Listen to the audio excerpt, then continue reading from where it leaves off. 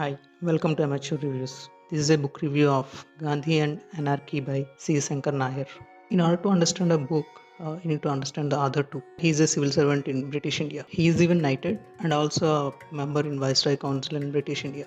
He proposed constitutional reforms, which was really unknown during those times of British India, and it was really ballsy. He is so uncompromising that the British even accepted few of his proposals too. If you see the pattern now, he's a man that believes in constitution and reforming the constitution by being in the system. You will now understand that there is a reason why he says that Gandhi is an anarchist. Gandhi is a follower of non-violence, yes, but proposed the movement of non-cooperation via non-violence. Non-cooperation basically means you are breaking the laws of constitution. This is not to say that Gandhi is a bad guy or something else. From the perspective of Nair, Gandhi is nothing more than a anarchist. That's what this book is about. He speaks of Gandhi, his proposals, his philosophy, ideologies, and then shows them in light of his own ideologies. You might ask, what is the moral high ground that he can judge Mahatma Gandhi? Here it is. As I was saying earlier, he was a member of Viceroy Council in British India, and during that time, horrific massacre of Jallianwala Bagh has happened, and he's the first member to resign in protest of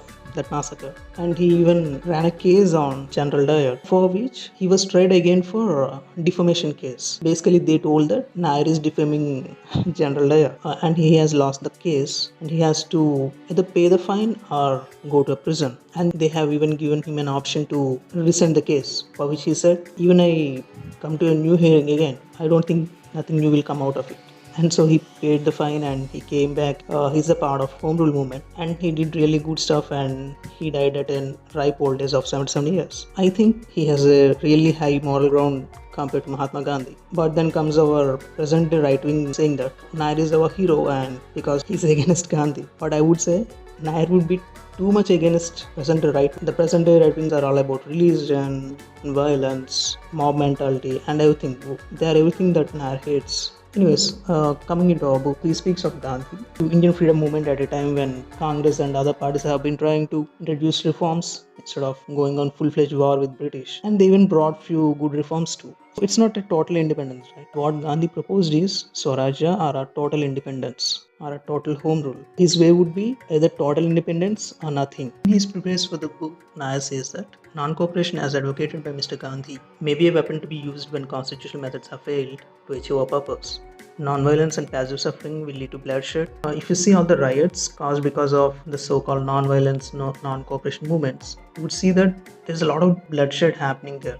Not only just because of the officials firing on the innocents, but also because of the violent candidates among this group. You can't basically apply your own personal ethics on the total group and ask them to die and not defend themselves. That's what Nair says, and basically that's what a really good argument on any non-violent principle. And that's what happens after a few years in Gandhi's life too. He even goes on to say in his magazine that if it comes to protect oneself, he says that one should apply violence. I was just paraphrasing it, but basically he says the same. The first chapter is his philosophy, so basically Gandhi's philosophy. Based on Gandhi's philosophy, Swaraj means entire independence or entire freedom from British rule.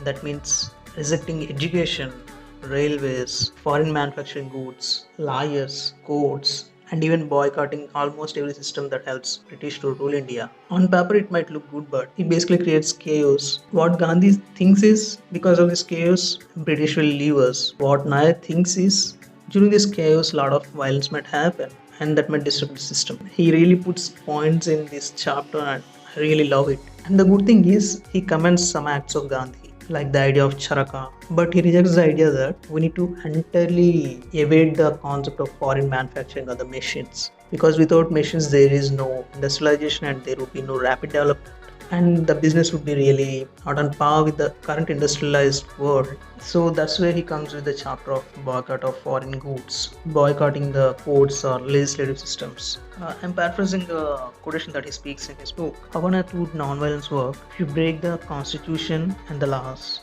and expect the officials to open fire, which is basically violence, and you cannot expect the people to not defend themselves, which even breeds greater violence. It is basically a checkmate for Gandhi. There is no answer for this. There is this beautiful quote from Invincible season 2. I don't want to create my utopia on the blood, but the point is, you cannot create utopia using the blood of the innocents. But that's what Gandhi is doing right now, even though he is saying that he is using non-violence. Though I'm a fan of Gandhi, the only reason that I started reading this book is because Nair is a contemporary of Gandhi. He's also a politician and a lawyer, and he's a civil servant too. Gandhi is a lawyer and he's a politician too. I think that only the contemporaries of a historical person can judge that historical person. I hope if there are any right wingers trying to use Nair, they should know that Nair would even really hate because of the religious politics and their jingoism and nationalism and everything, what non-transparency of the laws. And instead of idolizing Gandhi or earlier heroes of India, they should know that they are very humans. They have been evolving their entire lifetime.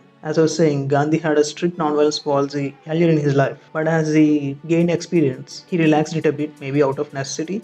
Basically, people evolve and we should not judge. That's what I would say about historical figures. And I used to have a doubt about why people of India suddenly decided to follow non-violence and Gandhi. And I found the answer in Nair's book. And it's really saddening and disheartening for me. That's because I thought of Gandhi as a kind of idealist and moralist. But if you see, the reason that India has, even Muslims, has decided to follow Gandhi is because he promised that India follows the rules that Gandhi has put in.